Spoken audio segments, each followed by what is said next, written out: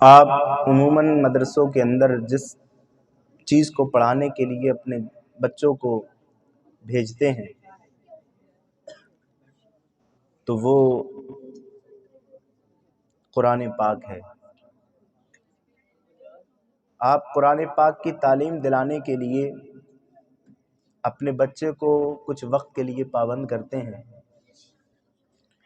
اور کسی استاذ کے پاس علم دین حاصل کرانے کے لیے، قرآن کی تعلیم دلانے کے لیے بھیجتے ہیں۔ قرآن پاک قوم مسلم کے لیے رشد کا بھی سامان ہے، ہدایت کا بھی سامان ہے۔ میرے نبی اکرم نور مجسم شفیع معظم صلی اللہ تعالی علیہ وسلم نے جب قوم کو یہ بتایا کہ اب میری رخصت کا وقت قریب آ گیا ہے، کیونکہ وعدہ خدا بندی کے مطابق ہر نفس کو جس کے اندر جان ہے اسے موت کا مزہ چکھنا ہے۔ سنجیدگی کے ساتھ دو چار باتیں سن لیجئے گا آپ۔ جس سے بھی اللہ رب العزت نے جان دی ہے، پیدا کیا ہے، اسے موت آنا ہے۔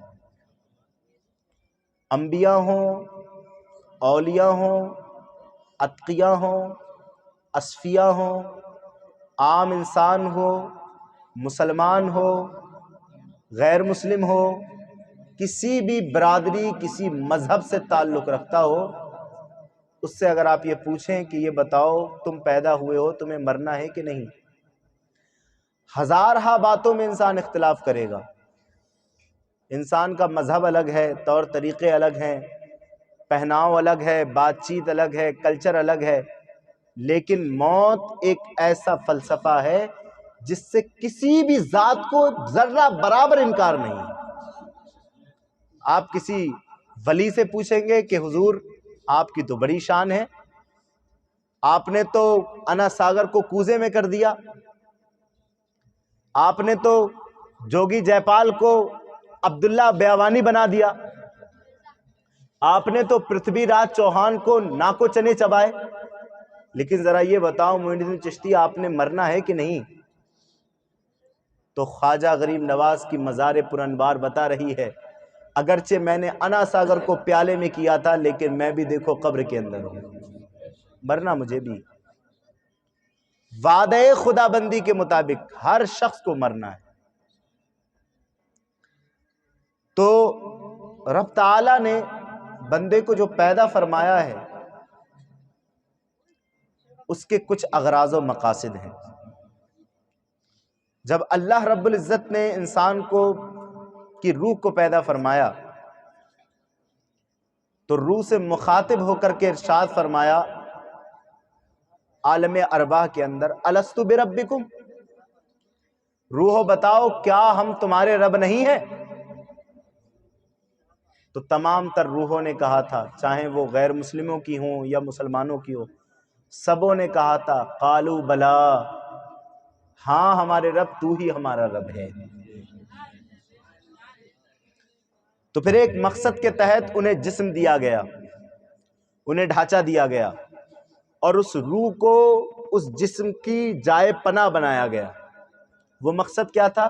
خود قرآن نے بتایا وَمَا خَلَقْتُ الْجِنَّ وَالْإِنسَ إِلَّا لِيَعْبُدُونَ، ہم نے انسانوں اور جنوں کو صرف اپنی عبادت کے لیے پیدا کیا۔ اب عبادت بندہ سیکھے گا کیسے؟ عبادت کا طریقہ جانے گا کیسے؟ عبادت کسے کہتے ہیں؟ کس طرح سے رب کے قریب ہونا ہے؟ جس مشن کے لیے رب نے ہمیں یہاں بھیجا ہے وہ پورا ہوگا کیسے؟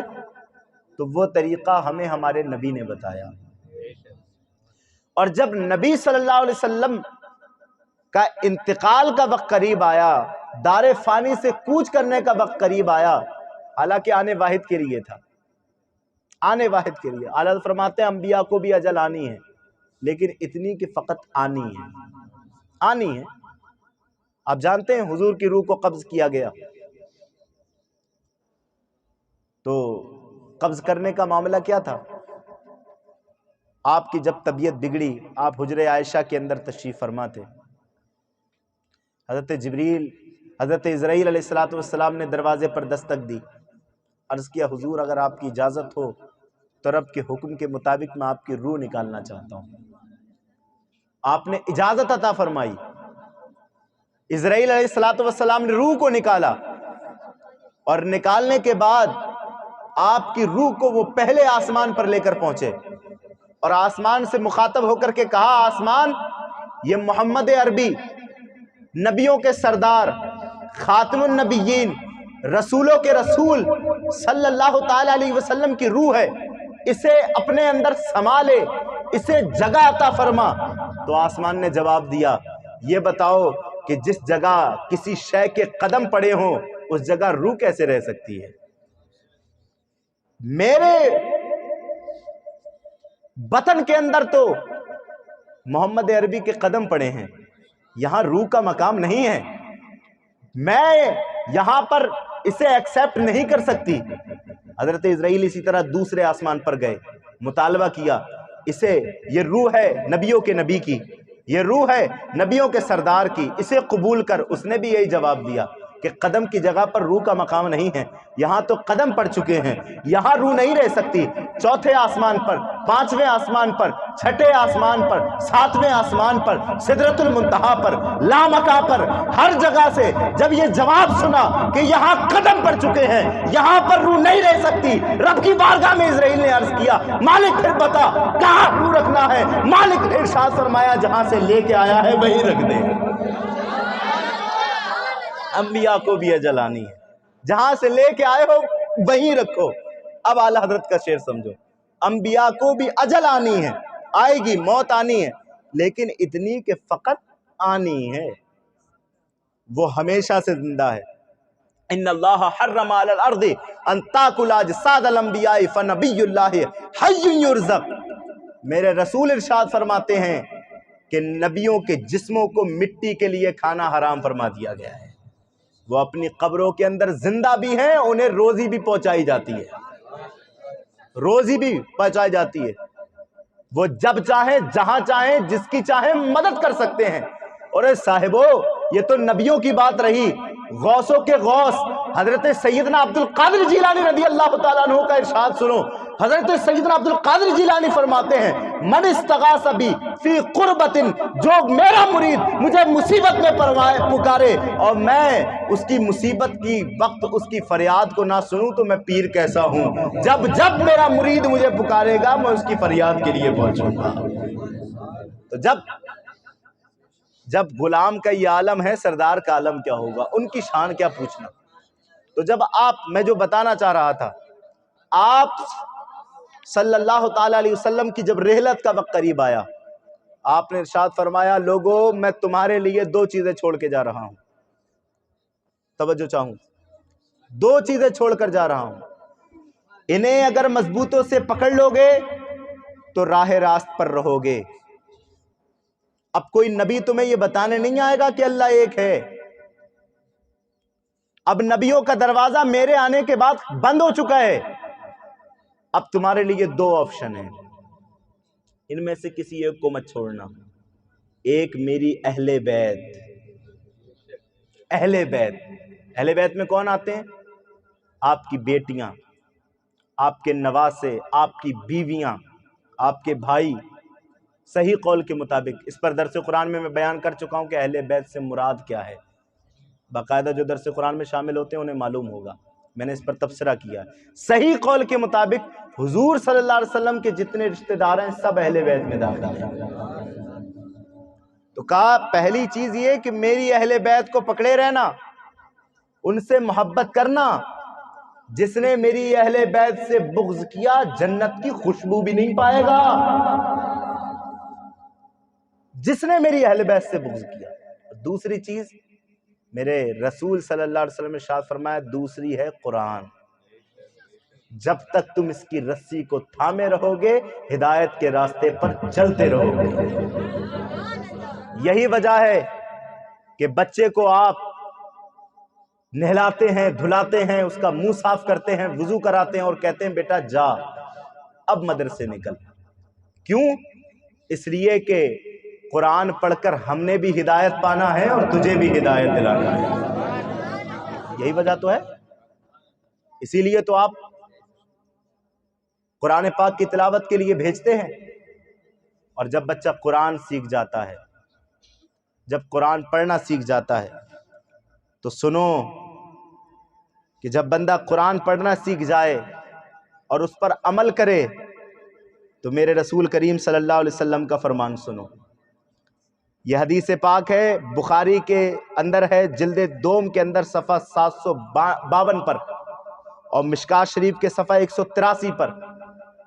ان عثمان قال قال رسول اللہ صلی اللہ علیہ وسلم، حضرت عثمان کہتے ہیں میرے رسول نے ارشاد فرمایا، خیرکم من تعلم القرآن وعلمہ۔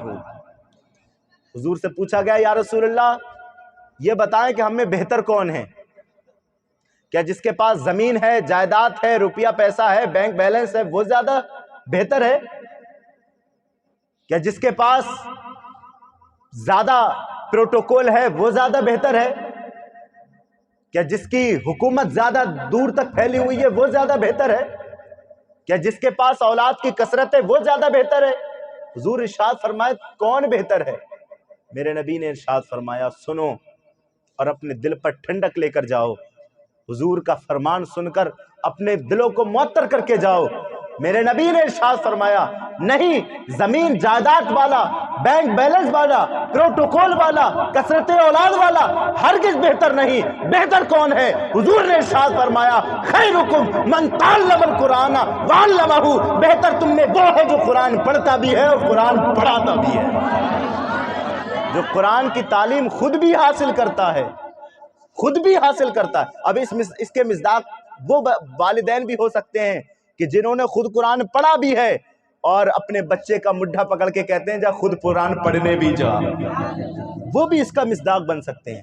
تو حضور نے فرمایا وہ بہتر ہے جو قرآن پڑھے بھی اور قرآن پڑھائے بھی، اپنے بچوں کو جو ہے اس طرف راغب کرے بھی، حضور نے فرمایا وہ بہتر ہے۔ اور آگے کی حدیث پاک سنو، حضرت معاذ الجہنی قال قال رسول اللہ صلی اللہ علیہ وسلم من قرأ القرآن، سنو توجہ دو، میرے رسول نے ارشاد فرمایا جس نے قرآن پڑھا، حضرت معاذ الجہنی کہتے ہیں کہ میرے رسول صلی اللہ علیہ وسلم نے ارشاد فرمایا جس نے قرآن پڑھا وعمل بما فیہ، اور جو کچھ قرآن کے اندر ہے اس پر عمل بھی کیا، قرآن پڑھا بھی۔ اب یہاں پر ایک بات آپ کی توجہ دلانا چاہتا ہوں، ہم قرآن پڑھ تو لیتے ہیں لیکن ہم اجمی ہونے کی وجہ سے ہماری لینگویج عربی نہیں، اس لیے ہم قرآن سمجھ نہیں پاتے، قرآن ہم سمجھ نہیں پاتے۔ تو آپ کی جام بازار کے اندر قرآن سمجھنے کے لیے بھی ایک مرکز کھل چکا ہے جو تقریباً 2.5 سال سے اسی جگہ پر کام کر رہا ہے۔ درس قرآن کی صورت میں قرآن یہاں پڑھنا بھی سکھایا جاتا ہے اور سمجھنا بھی سکھایا جاتا ہے۔ تو جو حضرات شرکت نہیں کرتے ہیں وہ ہر جمعے یہاں پر آ کر شرکت کیا کریں اور قرآن سمجھا بھی کریں اور قرآن پڑھا بھی کریں۔ سنو اب آگے، میرے رسول ارشاد فرماتے من قرأ القرآن، جس نے قرآن پڑھا وعمل بما فیہ، اور جو کچھ قرآن کے اندر ہے اس پر عمل بھی کیا، تو فرمایا توجہ، فرمایا جس نے قرآن پڑھا اور جو کچھ قرآن کے اندر اس پر عمل کیا، فرماتے ہیں البس والدہ تاجن یوم القیامہ، پڑھنے والے کے، عمل کرنے والے کے والد کے سر پر قیامت کے دن تاج رکھا جائے گا۔ البس والدہ تاجن یوم القیامہ، اس کے والدین کے سروں پر قیامت کے دن تاج پہنایا جائے گا۔ اور تاج کیسا ہوگا یہ میں اپنی طرف سے نہیں، کتاب سنا رہا ہوں، حدیث پاک سنا رہا ہوں۔ حضور نے ارشاد فرمایا ضوءہ احسن من ضوء الشمس، جس کی روشنی سورج کی روشنی سے زیادہ ہوگی۔ ضوءہ احسن من ضوء الشمس، آپ جانتے ہو سورج کی روشنی کیسی ہے؟ وہ جون جولائی کی گرمی دیکھی ہے، باہر نکلنا قیامت سا معلوم ہوتا ہے، اس کی تپش معلوم ہے آپ کو، یہ اس سورج کا معاملہ ہے جو پیٹ کیے ہوئے ہے. توجہ چاہوں, اس سورج کا معاملہ ہے جو پیٹ کیے ہوئے ہے. اگر یہ اپنا رخ کر لے تو رخ کے تعلق سے بتایا تھا کہ جب سورج سبا نیزے پر ہوگا, رخ یہ ہوگا تو زمین جو آج تمہیں مٹی کی دکھ رہی ہے تانبی کی ہو جائے گی. لیکن اس کی روشنی سے زیادہ روشنی اس والد کی ہوگی جس نے اپنے بچے کو قرآن پڑھایا ہوگا. یہ میں نہیں کہہ رہا, تمہارے ہمارے رسول 1400 سال پہلے کہہ کے گئے ہیں, ضوءہ احسن من ضوء الشمس, اس تاج کی روشنی سورج کی روشنی سے زیادہ ہوگی. اور ارشاد فرمایا لو کانت فیکم فما اظنکم, اگر چاہو تو سوچ کر دیکھو. یہ دیکھو جملہ, دیکھو حضور نے کس طرح ارشاد فرمایا, چاہو تو سوچ کر دیکھو. لو کانت فیکم فما اظنکم, چاہو تو سوچ کر دیکھو. بالذی عمل بہذا, کہ جب اس کے والدین کا یہ مقام ہے, جس نے قرآن پڑھا ہے اور عمل کیا ہے, اس کے والدین کا یہ عالم ہے کہ اس کے سروں پر ایسا تاج ہے کہ ان کے تاج کی روشنی سورج کی روشنی سے زیادہ ہے. تو ذرا گمان لگا کر دیکھو, ذرا سوچ کر دیکھو, جس نے قرآن پڑھا ہے اس کے مرتبے کا عالم کیا ہوگا. جس نے قرآن پڑھا ہے اس کے مرتبے کا عالم کیا ہوگا. یہ وہ قرآن پاک ہے کہ جو آپ اپنے بچوں کو پڑھا رہے ہیں. اس میں توجہ دیا کرو. ہم نے دیکھا ہے, یہ شکایت پچھلی سال بھی میں نے کی تھی, اب بھی کر رہا ہوں. ہم نے دیکھا ہے کہ پوری سال داخلہ کرانے کے بعد, بلکہ داخلہ بھی بچے خود کراتے ہیں آ کے, والدین کو اتنی فرصت نہیں ملتی کہ آ کر کے داخلہ بھی کرائیں. داخلہ ہونے کے بعد پوری سال بچوں کے ماں باپ کو یہ پتہ نہیں ہوتا کہ جا کر حضرت سے پوچھ لیں کہ حضرت ہمارا بچہ کتنا پڑھ گیا. نہیں پتا ہے. کتنے ایسے بچے ہیں جو کمزور ذہن والے ہیں, کن ذہن ہیں, 3 4 سال ہو گئے میرے پاس ہی, انہیں ابھی تک قرآن نہیں لگا, لیکن گھر والوں کو کوئی پرواہ نہیں ہے. کیوں نہیں پوچھتے آپ آ کر؟ چلیے ہم تو اپنی ذمہ داری سے پڑھا رہے ہیں. ان اساتذہ کا جو کاہلی سے کام لیتے ہیں ان کا کیا ہوگا؟ انہیں تو موقع مل رہا ہے نا, انہیں تم سے فیس ایٹنے کو مل رہی ہے اور تمہارا بچہ پڑھ ہی نہیں رہا ہے. یہ ذمہ داری سمجھو. کم سے کم مہینے میں ایک بار ہی صحیح جا کر کے پوچھو, حضرت پچھلے ہفتے یا پچھلے مہینے اس کا سبق یہاں تھا, اب بتاؤ کہاں تک بڑھ گیا. کیوں نہیں پوچھتے آپ؟ مجھے اس کا غم رہتا ہے. کیا صرف ہم ہی ذمہ دار ہیں پڑھانے کے؟ اس کے برعکس آپ اپنے بچوں کو اسکولوں میں پڑھاتے ہو, ایک نوٹس آتی ہے, ایک ایپلیکیشن آتی ہے کہ تمہیں میٹنگ کے لیے جمع ہونا ہے, تو فوراً جمع ہو جاؤ گے جا کر. کیوں کرتے ہو یہ ذاتی آپ ہے؟ وہ علم کہ جو صرف دنیا تک رہے گا, اس کے لیے اتنا پروٹوکول. ہم نے دیکھا ہے, یہ بھی شکایت کروں گا آپ سے, بچے منہ دھلا ہوا نہیں, منہ سے بدبو آ رہی ہے, دانت مجے ہوئے نہیں, اور اسی طریقے سے گندے سندے چلے آتے ہیں قرآن پڑھنے, اس قرآن کو پڑھنے کہ جس قرآن کے بارے میں, یہ کتاب میرے سامنے رکھی ہوئی, جسے حوالہ چاہیے دیکھ سکتا ہے, جس قرآن کے لیے فرمایا گیا کہ یہ اتنی عظیم کتاب ہے جسے فرشتے بھی نہیں پڑھ سکتے. فرشتے نہیں پڑھ سکتے. جب مومن بندہ قرآن پڑھتا ہے تو فرشتے اس کے منہ سے منہ لگا کر کے اس قرآن کی چاشنی کو محسوس کیا کرتے ہیں. یہ وہ مبارک کتاب ہے. اور تمہارے بچے کیسے آ رہے ہیں؟ انہیں یہ کون بتائے گا کہ وضو کر کے قرآن کا پارا چھونا ہے؟ ہمارے یہاں چھوٹے چھوٹے بچے آتے ہیں, کتنی بار جس جگہ بیٹھتے ہیں وہاں پیشاب کر دیتے ہیں, ہم وہاں صفائی کراتے ہیں. تو اس چیز پر دھیان دو. یہی وہ تعلیم ہے کہ اگر اس کی طرف تم نے توجہ دی اور اپنے بچے کو قرآن پڑھا دیا, یقین جانو قیامت کے دن یہی قرآن تمہاری شفاعت کا ذریعہ بنتا ہوا نظر آئے. یہ جو دنیا تک محدود ہیں, ان کے بارے میں تم اتنے فکر مند ہو, اور جس کے بارے میں کوئی گارنٹی نہیں, کوئی گارنٹی نہیں. دور حاضر میں آپ کے سامنے حالات رکھے ہوئے ہیں, کوئی گارنٹی نہیں کہ آپ کا بچہ سرکاری نوکری پا سکے, کوئی گارنٹی نہیں آپ کے پاس کہ آپ کا بچہ کامیاب بن سکے.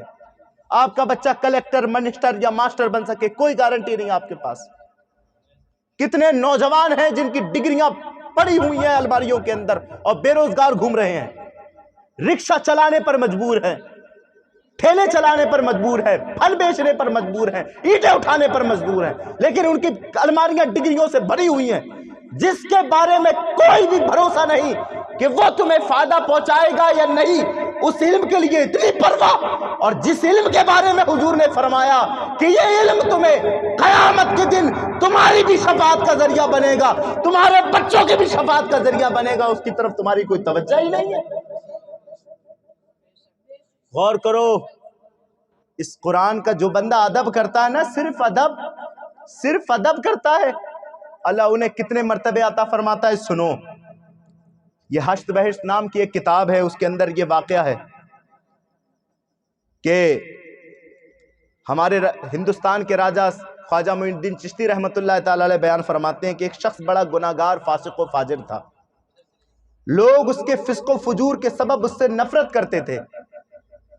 اس گناہگار شخص کا جب انتقال ہوا تو کسی نے اس کو خواب میں دیکھا، گناہ کرتا تھا اور اتنا گناہ کرتا تھا کہ گناہوں کی وجہ سے لوگ اس سے نفرت کرتے تھے۔ اب آپ سمجھ سکتے ہیں کہ کتنا گناہگار تھا۔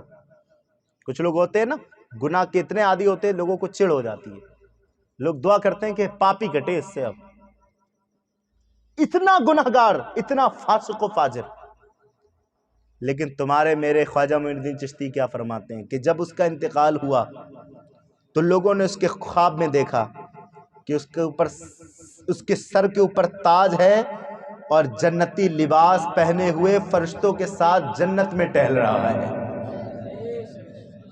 سر پر تاج ہے، جسم پر جنتی لباس ہے اور فرشتوں کے ساتھ ٹہل ہے۔ اللہ اکبر۔ تو جس نے خواب میں دیکھا تھا تو پوچھا، تو بدکار گناہگار تھا، یہ تجھے دولت عظمیٰ کہاں سے مل گئی؟ یہ سعادت کہاں سے مل گئی؟ یہ مرتبہ کہاں سے مل گیا؟ تو اس شخص نے جواب دیا، بے شک میں بدکار گناہگار تھا مگر ایک نیکی کرتا تھا۔ وہ کیا؟ کہ فرمایا وہ یہ کہ جب بھی جہاں بھی قرآن شریف کو دیکھتا تھا کھڑے ہو جاتا تھا اور بڑے ادب و احترام سے دیکھتا تھا۔ اللہ تعالیٰ نے قرآن کے ادب کے طفیل مجھے جنتی سر پر تاج بھی سجایا ہے، جنتی کپڑوں کو بھی پہنایا ہے اور فرشتے کے ساتھ جنت میں ٹہلنے کا موقع بھی عطا فرمایا۔ اب ذرا سوچو کہ جو صرف قرآن کی تعظیم کے لیے کھڑا ہوتا ہو، معین الدین چشتی فرماتے ہیں کہ اس کے لیے یہ مقام ہو۔ اور اسی متعلق محمود غزنوی کا نام کس نے نہیں سنا ہوگا، بہت بڑا بادشاہ تھا۔ حضرت محمود غزنوی علیہ رحمت و رضوان جب اپنے بستر پر سوئے، آرام کرنے کے لیے لیٹے، تو دیکھا کہ قرآن شریف طاق میں رکھا ہوا ہے۔ آپ نے دیکھا کہ میں کمرے میں لیٹا ہوا ہوں اور قرآن شریف طاق میں رکھا ہوا ہے، تو آپ نے کہا کہ قرآن کے ہوتے ہوئے میں لیٹوں؟ توجہ دیکھوں، آپ توجہ چاہیں، یہ تو بڑے بے ادبی کی بات ہے۔ انہوں نے قرآن کو پکڑا اور دوسرے کمرے میں لے جا کے رکھ دیا، پھر لیٹے آ کر، پھر دماغ میں خیال آیا کہ نہیں، میں نے اپنے لیٹنے کے لیے قرآن جیسی عظیم کتاب کا تبادلہ کر دیا، یہ تو میں نے بڑی گستاخی کر دی۔ پھر اٹھنے کے بعد قرآن جہاں تھا اسی طاق میں رکھا اور اپنا بستر چھوڑ کر باہر لیٹے قرآن کی تعظیم کے لیے۔ کام اتنا کیا تھا بس۔ جب آپ کا وصال ہوا تو کسی نے خواب میں دیکھا کہ محمود غزنوی بادشاہ جنت کے محلوں میں ٹہل رہا ہے۔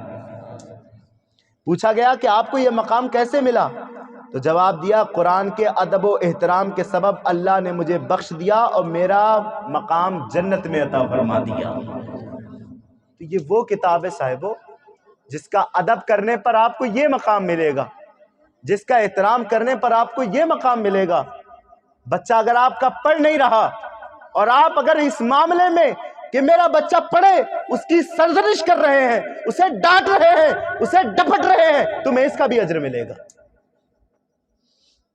تم اگر قرآن پڑھانے کی محبت میں اگر آ کر کے اس کے استاد سے پوچھ گچھ کر رہے ہو کہ حضرت کتنا پڑھ لیا اور کتنا پڑھنا باقی ہے، کب تک پڑھے گا، اور امید یہ ہے کہ میرا بچہ جلد سے جلد قرآن پڑھ جائے تاکہ میری مغفرت کا سامان بنے، اس پر بھی آپ کو اجر ملے گا۔ ارے سب چھوڑو، ایک واقعہ سنو، بات ختم کیے دیتا ہوں۔ تقسیم ہند سے پہلے، ہندوستان جب تقسیم نہیں ہوا تھا، ہندوستان پاکستان ایک تھے، اس وقت ایک شخص کا انتقال ہوا تھا۔ لوگوں نے اسے دفنانے کے لیے قبر کو کھودا، تو جب قبر کو کھودا تو ایک سائڈ کی جو قبر تھی وہ کھل گئی۔ عموماً کبھی کبھی ہو جاتا ہے ایسا۔ تو جب وہ سائڈ کی جو قبر تھی وہ جو کھلی تو دیکھا کہ جو صاحب قبر ہے اس کا کفن بھی سلامت ہے، جسم بھی سلامت ہے، اور چہرہ 14ویں کے چاند کی طرح چمک رہا ہے۔ کہا ذرا پتہ لگاؤ کہ ہے کون، یہ کون ہے بھائی، کب مرا ہے، انتقال کب ہوا اس کا؟ سائنس نے تو جواب دے دیا 3 دن میں جسم سڑنا شروع، 40 دن میں ختم، ہڈیاں باقی۔ لیکن یہ کون ہے بھائی، کب مرا ہے؟ اس کا تو کفن بھی سلامت ہے، جسم بھی سلامت ہے، چہرہ بھی سلامت ہے، وجہ کیا ہے؟ محلے میں گھومنا شروع کیا کہ فلاں مقام پر کس کی قبر ہے، فلاں مقام پر کس کی قبر ہے۔ لوگوں نے کہا ٹھہر، فلاں جگہ ایک بڑھیا رہتی ہے، بستر مرگ پر ہے، پتہ نہیں کب مر جائے، یہ اس کے شوہر کی قبر ہے، جا اس سے پوچھ جا کے۔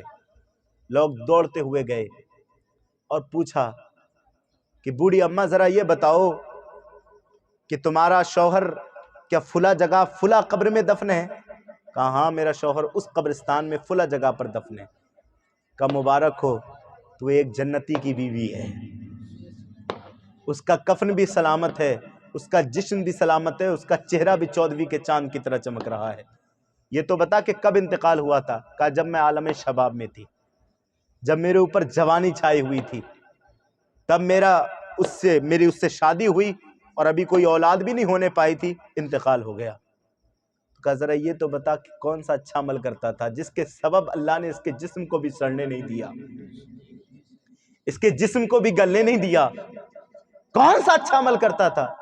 کہ عمل کی بات کرتے ہو، معمول کا عمل تھا، میرا شوہر تھا اتنا مقدر کا مارا ہوا تھا کہ وہ قرآن بھی نہیں پڑھ پایا تھا۔